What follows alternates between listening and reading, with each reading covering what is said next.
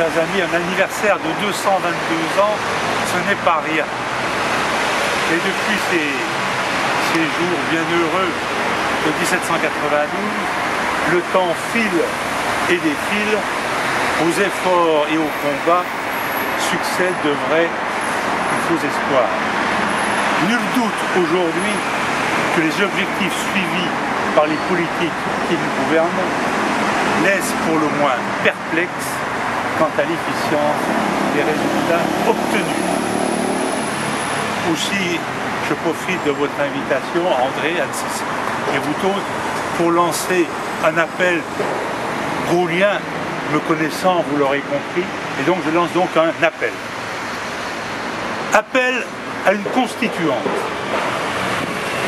Il suffit de lire à la veillée les mémoires d'espoir du général de Gaulle pour comprendre combien la France a décliné, serpent décapité et de surcroît à cause. Notre gouvernement, aussi vierge qu'un œuf, prétend que notre histoire est une page blanche qui, pour noircir, n'attend que ses projets neufs. C'est un couteau sans lame auquel manque le manche.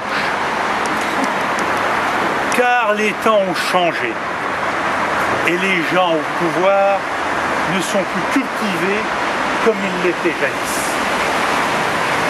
Croyant tout inventer, mais ignorant l'histoire, ils nous ont amenés au bord du précipice.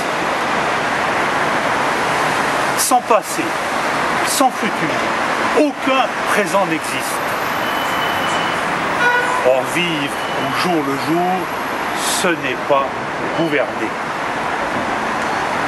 Privés des historiens et des économistes, nous subissons la crise au lieu de la dompter.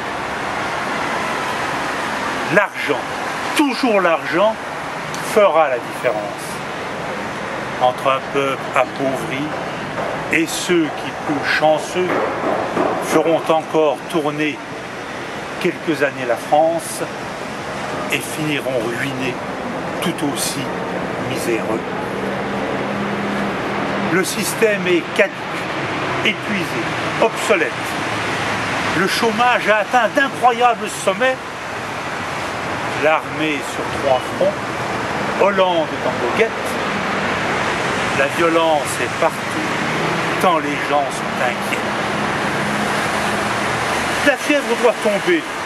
Changeons de thermomètre. Dit l'État, lorgnant sur les années d'élection. Et notre président se retrouve à promettre que la courbe du chômage a cessé sa progression. Mais 8 millions de gens connaissent la misère, quand 3 millions connaissent le chômage. Tous ces foyers vivant dans un état précaire ont peur dans l'avenir de souffrir davantage.